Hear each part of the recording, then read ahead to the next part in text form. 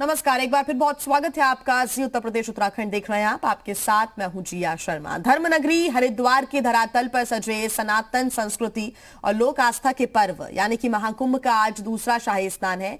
आज सभी अखाड़ों के साधु संत अपने नंबर के लिहाज से हर की पैड़ी पर स्नान करेंगे। सबसे पहले निरंजनी अखाड़ा हर की पैड़ी पर स्नान के लिए पहुंचेगा और दूसरे नंबर पर जूना अखाड़े के संत शाही स्नान करेंगे। शाही स्नान से पहले शहर में अखाड़ों की पेशवाही निकाली जाएगी। बता दें कि इस सनातन परंपरा में शाही स्नान का विशेष महत्व है। माना जाता है कि इस दिन पवित्र गंगा नदी में स्नान करने से मोक्ष की प्राप्ति होती है। शाही स्नान के दिन सभी अखाड़े अपने इष्ट देव की रीति रिवाज से पूजा अर्चना के बाद शाही अंदाज में स्नान के लिए जाते हैं। सबसे पहले अखाड़े के आचार्य महामंडलेश्वर स्नान करते हैं और उसके बाद दूसरे संतों को स्नान की अनुमति दी जाती है। शाही स्नान को लेकर हरिद्वार में सुरक्षा के पुख्ता इंतजाम किए गए हैं।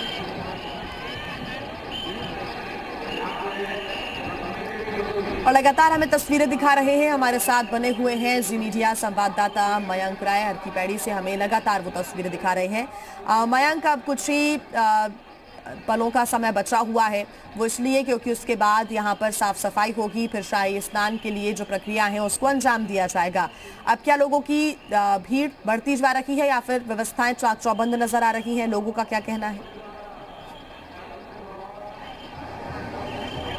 देखिए, धीरे धीरे जो भीड़ है, जो श्रद्धालुओं की संख्या है, उसमें अब कमी आ रही है। इसलिए क्योंकि अखाड़ों के स्नान से करीब 1.5 से 2 घंटे पहले जो ये सारे घाट हैं, जो महत्वपूर्ण घाट है, वह विशेष रूप से अगर हम हर की पैड़ी की बात करें तो इसको पूरी तरह से खाली कराया जाएगा। और 9 बजे से चूंकि शाही स्नान शुरू होना है, अखाड़ों का स्नान शुरू होना है, उस मद्देनजर पूरे घाट को खाली कराया जाएगा। और अब जो है पुलिस कर्मियों की जो सक्रियता है वो थोड़ी सी बढ़ रही है। पुलिसकर्मी अब धीरे धीरे बीच में लोगों के जा रहे हैं और उनसे रिक्वेस्ट कर रहे हैं कि आप लोग अब घाट को खाली करिए, ताकि जो अखाड़ों के आने का जो एक वक्त है उससे पहले घाट को खाली करना है। फिर घाट की व्यापक पैमाने पर साफ सफाई होगी और साफ सफाई के बाद जो अखाड़ों के आने का क्रम है 9 बजे, वो जब शुरू होगा उससे पहले कोशिश ये है कि घाट को पूरी तरह से साफ कर लिया जाए।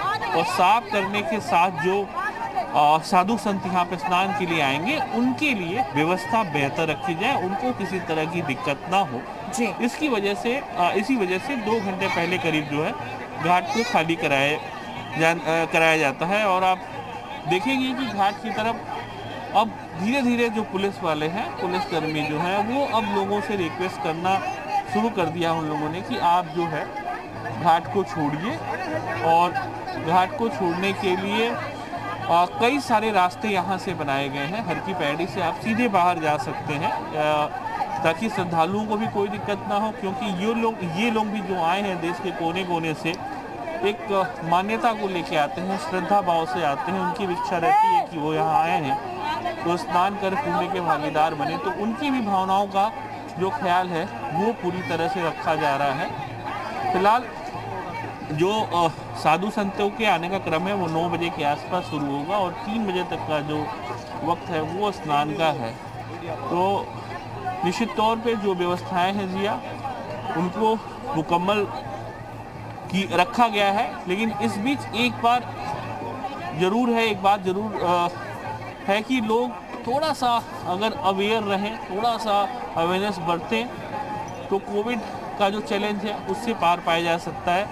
क्योंकि कई बार हो क्या रहा है कि लोग अति उत्साह में जो मास्क का पालन है वो कहीं ना कहीं उसको नेग्लेक्ट करते हुए नजर आ रहे हैं, और ये एक बड़ा चैलेंज है। बिल्कुल मयंक, और कुछ देर बाद बंद कर दिया जाएगा श्रद्धालुओं का यहाँ पर आना। हालांकि जो पुलिसकर्मी वहाँ पर मौजूद हैं वो ये सुनिश्चित कर रहे हैं कि अब धीरे धीरे कर घाटों को खाली कराया जाए और यहाँ पर जो साफ सफाई है उसकी प्रक्रिया को आगे बढ़ाया जाए। लेकिन उसके बाद भी अगर कोई श्रद्धालु आते हैं तो उनको पहले ही रोक दिया जाएगा। बाहर और कैंपस के अंदर क्या व्यवस्थाएं इसके लिए दिख रही हैं?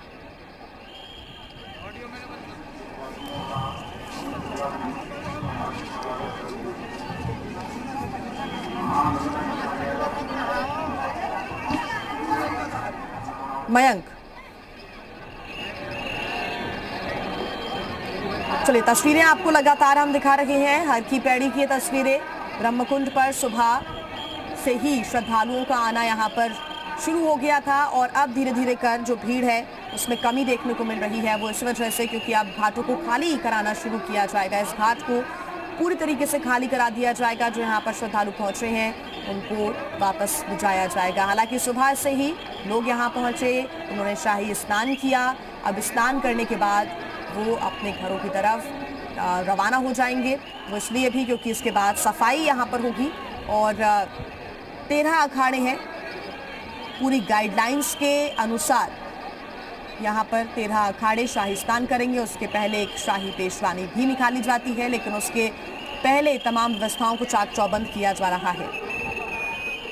शाही स्नान की वजह से लोगों को कोई दिक्कत ना हो, इसके लिए भी प्रशासन ने तैयारी की है।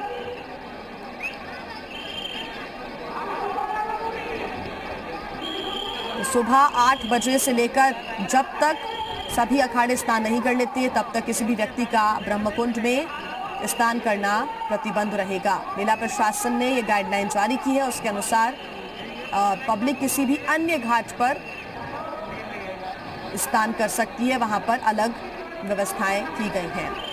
ज्यादा जानकारी के साथ जी मीडिया संवाददाता मयंक राय हमारे साथ लगातार जुड़े हुए हैं। मयंक, श्रद्धालुओं को कोई दिक्कत ना हो, कोई प्रॉब्लम ना हो, इसके लिए भी प्रशासन ने तैयारी की है और यही वजह है कि अब देखिए प्रशासन, पुलिसकर्मी यहाँ से लोगों को हटाने का काम कर रहे हैं। लेकिन उसके बाद भी अगर कोई भी श्रद्धालु यहाँ पर पहुंचता है, बिल्कुल आप बात करिए और बताइए कि क्या तस्वीरें हैं। उज्जवल पंडित जी हमारे साथ हैं, उनसे हम जो आज का विशेष दिन है उसकी मान्यता को समझने की कोशिश करेंगे। पंडित जी, आज का दिन कितना महत्वपूर्ण है और क्या किस तरह का लाभ प्राप्त होता है खासतौर पर आज स्नान से? अश्वमेघे सहस्राणि वाजपेय शतानि च, अश्वमेघे सहस्राणि वाजपेय शतानि च लक्षम प्रदक्षिणा भूमे कुंभ स्नानेन तत्फलम। अर्थात 1000 अश्वमेघ यज्ञ, 100 वाजपेय यज्ञ एवं 1 लाख बार इस पूरी भूमि की जब प्रदक्षिणा करने के बाद जो पुण्य मिलता है वो पुण्य कुंभ के एक स्नान से मिलता है। ऐसी भावना के साथ सनातन परंपरावादी लोग आज गंगा में डुबकी लगाते हैं, स्नान करते हैं। और विशेष रूप से क्योंकि कुंभ का अवसर है, कुंभ अपने आप में जो अमृत प्रदान करता है, अर्थात एक जल के रूप में पान नहीं है, ये जो सूर्य जो हमारी साक्षी है वो सूर्य कुंभ कलश के रूप में है और उससे वाली निकलने वाली किरणें सोम रस के रूप में है। और वो जब गंगा तट पर हम यहाँ स्नान करते हैं, तप करते हैं, दान इत्यादि करते हैं, वो हमें अमृत प्रदान करती है, शरीर के अंदर नई ऊर्जा प्रदान करती है। आध्यात्म, वैराग्य, जप, तप, संस्कृति, संस्कार, ये सब भावनाएं इस सोम रस के पान के बाद ही जागृत होती है।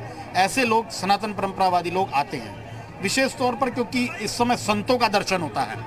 जो भगवाधारी लोग हैं, जो दिगंबर लोग हैं, वो 12 वर्ष तक कठोर तप करते हैं अपनी कंदराओं में, वनों में, पर्वतों में, मठों में, मंदिरों में। वो इस 12 वर्ष में निकल कर आते हैं, इसलिए उनके दर्शन मात्र से ही हमारे जीवन में एक नई ऊर्जा होती है, धन धान्य ऐश्वर्य इन सब की प्राप्ति होती है। इसलिए लोग गंगा में भी दर्शन करते हैं और संतों के भी दर्शन करते हैं और उनसे आशीर्वाद लेकर पुत्र पौत्र वंश वृद्धि इत्यादि की कामना करते हैं। आप हमारे साथ बने रहिएगा। मैं एक बार कोशिश करूंगा आपको इस कुंभ की एक छटा दिखाने के लिए। जो साधु महात्माओं के आने का जो क्रम है वो धीरे धीरे शुरू हो गया है।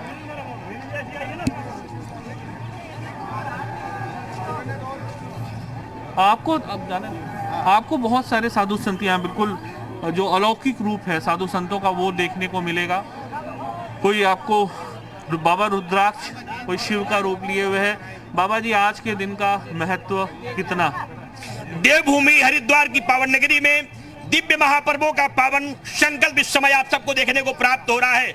देश की समस्त समस्याओं को समाप्त करने के लिए सोमवती अमावस्या का यह परम पावन महापर्व, इस संवत्सर में एक ही बात सोमवती अमावस्या पड़ेगी जो आज प्राप्त हुई है। यम यम चिंतते कामं तम तम प्राप्नोति निश्चितम। अवश्य ही समस्त कामनाओं की पूर्ति सबकी होगी। जो व्यक्ति इस मौनी अमावस्या में, इस सोमवती अमावस्या में स्नान करेगा और अपने पितरों को तर्पण देगा तथा यज्ञ पूजन पाठ जप तप करते हुए कोरोना महामारी की समाप्ति के लिए भी यदि आप अनुष्ठान करते हैं तो रोगान शेषान पांचतुष्टा रुष्टा कामान सकलान विष्टान त्वमाश्रितान विपन्नराणाम त्वमाश्रिताम हाश्यताम प्रेम का यदि आप प्रयोग करते हैं देश बचेगा, राष्ट्र बचेगा, समस्याओं का समाधान होगा, कामनाओं की पूर्ति होगी। आज यह जो पावन पर्व आपको प्राप्त हुआ है 1855 के बाद और 1938 के बाद यह पावन योग आवा हुआ है। 90 वर्षों के विशेष योगों के नाते आज आनंद संवत्सर विलुप्त हो रहा है और अक्षय संवत्सर का प्रवेश हो रहा है। ऐसी परिस्थिति में आने वाला समय देश की चुनौतियों का जरूर है, लेकिन समझने की आवश्यकता है, बचने की आवश्यकता है, देश को बचाने की आवश्यकता है। राष्ट्र धर्म सबसे बड़ा धर्म है, इसके लिए सबको मिलकर के प्रयास करना होगा।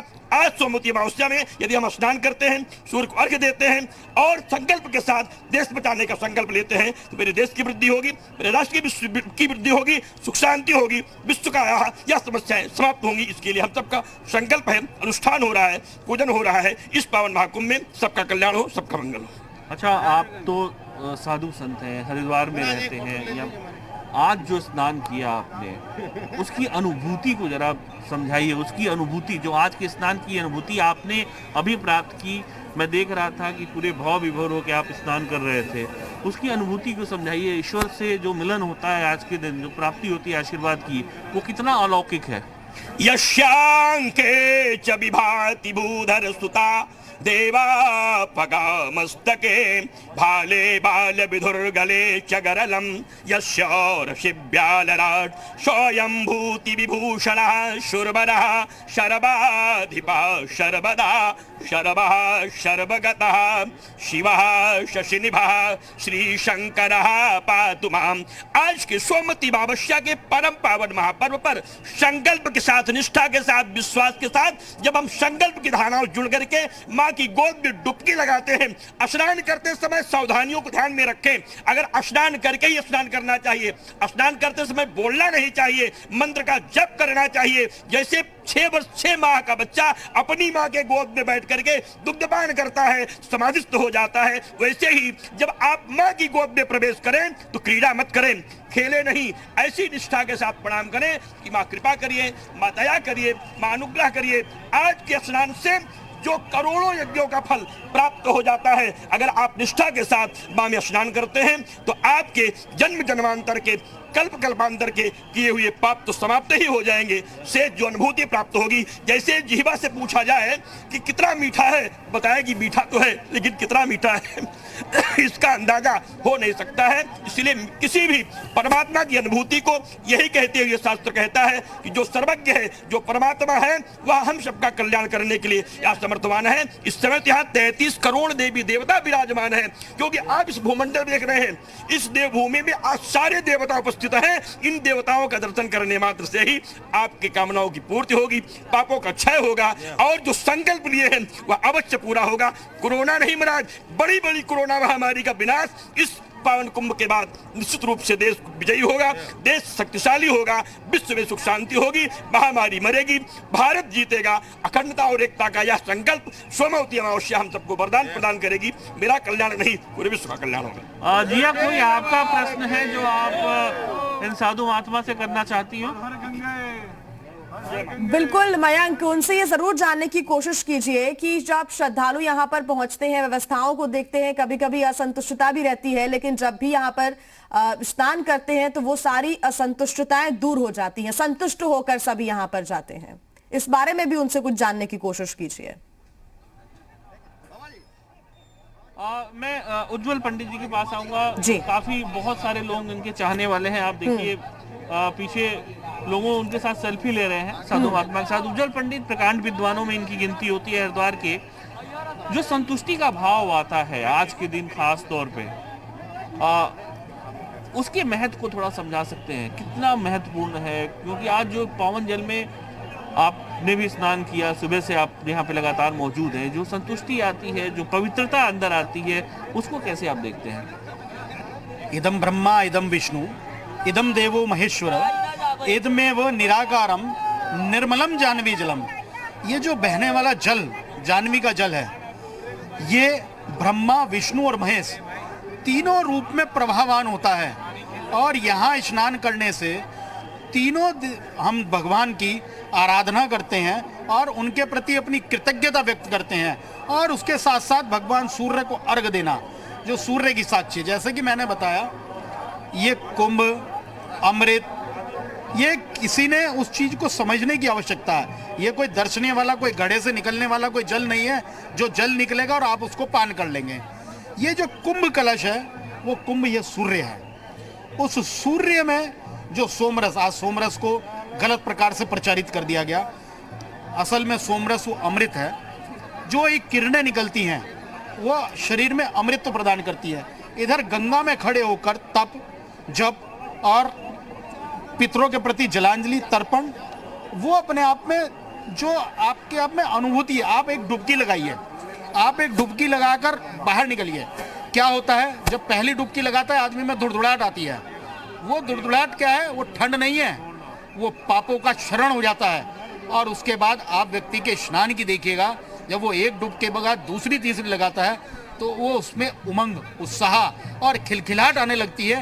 इसका मतलब उस पापों का क्षरण हो गया, पाप दूर हो गए और वो सत्यता, वो अमृतत्व, वो उत्साह, उमंग, सनातन वैराग्य, ये सब उसके अंदर प्रवाहित हो गया और अब वो उस दिव्यता की, वो सुख की अनुभूति ले रहा है। इसलिए इस चीज को समझना तभी है जब लोग डुबकी लगाएंगे और यहाँ स्नान करेंगे और अपने पितरों का ध्यान करते हुए इधर सूर्य को अर्घ देंगे, उधर पितरों को। हम लोग जब सूर्य की उपासना करते हैं अर्घ ऐसे देते हैं, उसके बाद उपस्थान करते हैं। जब हम लोग कामना भी कैसे करते हैं, गंगा मैया की जय, अमुक जय, अमुक देवी देवताओं के, दोनों हाथ उठाकर, अर्थात कि वो जो आकाश से वो दिव्य आपदाएं, दिव्य ऋषि, संतगण, वो देवी देवता, 36 करोड़ देवी देवता जो देख रहे हैं, उनका सबका आशीर्वाद इस गंगा में मिलता है। विश्व की सबसे पवित्र नदी है, यही वह गंगा है। देखिए हम लोग अस्थि प्रवाह करते हैं अपने परिजनों का, नित्य हजारों अस्थियां प्रवाहित यहाँ पर होती हैं। उन अस्थियों के प्रवाहित होने के बाद कोई ढेर नहीं लगता। जो तमाम तप की अग्नि के बाद भी जो राख नहीं बनती, वो इस गंगा में जाने के बाद राख बन जाती है। जो गंगा का आगमन हुआ, भगीरथ ने क्या कहा? भगीरथ ने कहा कि भगीरथ के जो पिता थे चुमन, उन्होंने कहा इन ये जो आपने कपिल मुनि से कहा आपने जो भस्म कर दिए, इनकी मुक्ति कैसे मिलेगी? ये तो सब भूत प्रेत बन जाएंगे जगह जगह। तो उन्होंने कहा उनके लिए अगर इनको गंगा का स्पर्श मात्र मिल जाए तो उन जब मृत आत्माओं के स्पर्श मात्र से वो विष्णु धाम पहुंच जाते हैं, तो साक्षात जब व्यक्ति यहाँ गंगा में स्नान करेगा तो अपने पितरों को भी जल देगा, अपने आने वाली पीढ़ियों को भी, 3 पीढ़ियों को स्नान कराता है एक व्यक्ति स्नान करने वाला। इसलिए यहाँ डुबकी लगाना, तर्पण करना, जलांजलि देना और उसके बाद उस आध्यात्म के ध्वजावाहक उन भगवाधारियों, जो सूर्य की किरण है, ये 7वीं किरण भारत में होती है। उस भारत के अंदर इसलिए आध्यात्मता, वैराग्य, तप, जप, संस्कृति, धर्म, ये सब कुछ इसलिए है। 1000 वर्ष तक ये गुलाम होने के बाद भी ये भारत आज भी अपने शिखर की ओर खड़ा है। अपना ध्वज इसका जिस प्रकार लहरा रहा है वो सिर्फ इन भगवाधारियों के कारण है, इस सूर्य की उस दिव्यता के कारण है, जिन्होंने सूर्य को साक्षी मानकर तप किया।